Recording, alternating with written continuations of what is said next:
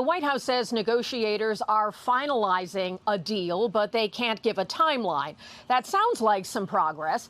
And House leadership is telling members to be prepared for a vote this week. That's another signal. But this all comes after there have been months of tense negotiations within the Democratic Party.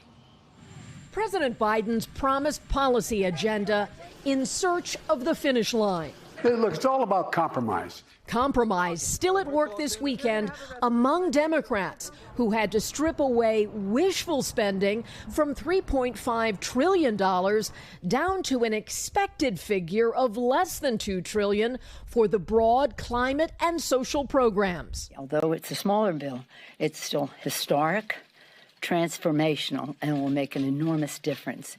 The package is not final, but Democrats expect it to include new universal pre-kindergarten, paid family leave, likely 4 weeks, extending the child care tax credit for 1 year. We're still obviously working through and negotiating. This is on track to change millions of middle-class families who have been falling behind. Democrats also plan to expand health care coverage that could benefit 7 million Americans, plus new investments in housing and clean energy.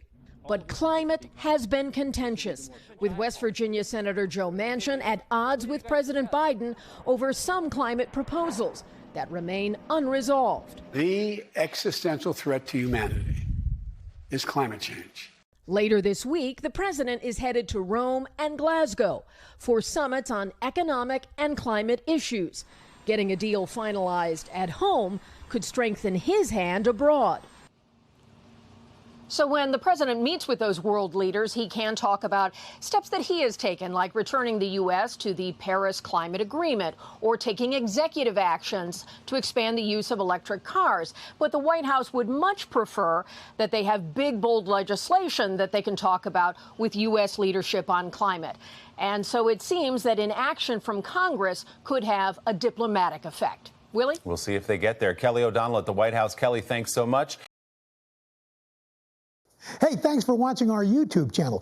Find your favorite recipes, celebrity interviews, uplifting stories, shop our favorite deals, and so much more with the Today app. Download it now.